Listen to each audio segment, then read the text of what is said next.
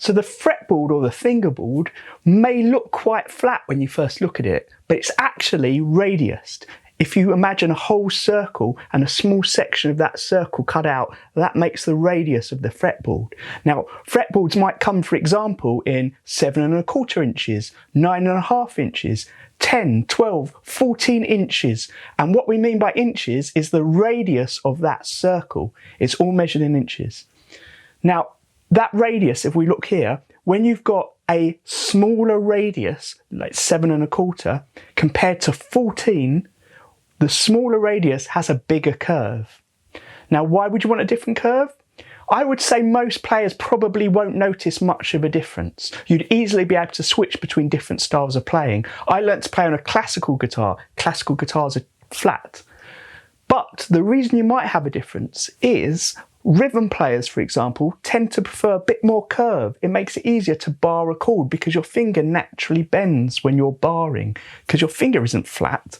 So when you're barring chords, a bigger curve might be easier for you. Of course, there's lots of things to take into account here. There's the shape of the neck. I'm going to make a whole other video about the shape of the neck and how that might affect your playing. There's the size of your hands, and there's the exact style of music you're playing.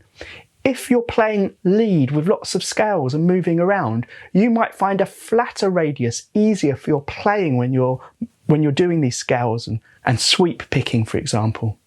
Now, there is another type of fingerboard or fretboard, and that is what we call a compound radius fretboard. And that is where you go from the nut end of the neck and you have a smaller radius, so more curvature, to the bridge end of the neck where it reaches the body, where you've got a flatter neck, so less curvature. The idea being there that you play mainly rhythm at the end near the nut and mainly lead at the end where it meets the body.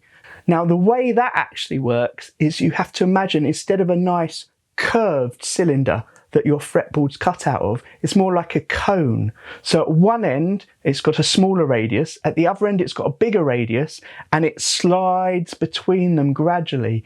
Now, let me show you some tools that you might use to measure your own fretboard radius, either with the strings on or without the strings on. And then we can go back to those necks I showed you at the beginning and measure those. Some tools I have for measuring the fretboard radius. These ones you can actually put under your strings while the strings are on the guitar, and they've got the radius marked on it, 9½. So go under the string and onto the fretboard. So the understring ones simply go under your string like this. There we are, under all 6 strings, and then you stand it up and you can measure to see if it's the same. Now this one, bending down, I can see is letting a bit of light through underneath the middle. So it's just resting on the 2 edges, which means that this arc is too big. So it's a 12, so I'd have to go lower to find the correct one. But then I prefer using these gauges.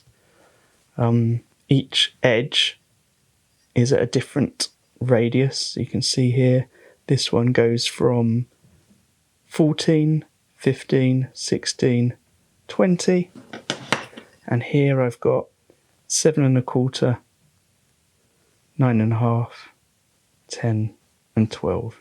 So here we go with the bass neck first. I'm going to put a red light here and I'm going to go in with my feeler gauge. Let's start at 7¼ and you can see the red light shining underneath the gauge there.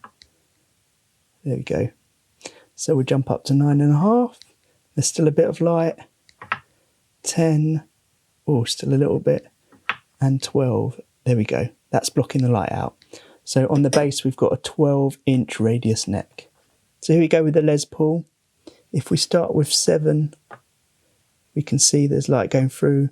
I jump up to 10. Oh, there's light on the edges. And 9½ seems right for this one. 9½ for the Les Paul style copy neck. And let's give it a go on the Encore. The Encore hasn't got the frets on it, so I thought that might make it easier.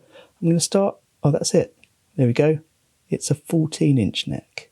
Great, thanks for watching. Now, if you do notice the difference between fingerboard radiuses and you have a preferred one, please leave a comment below. It'll be great to see which is the most popular. It may help me make a decision about future guitar builds. Anyway, if you did find this video useful, please share it with other people. Share it in the forum, share it on Facebook, share it on Twitter. You don't have to buy one of my guitars to support me. social media support is just as useful. So while you're here, why not click thumbs up, like and subscribe. Until next time, happy strumming.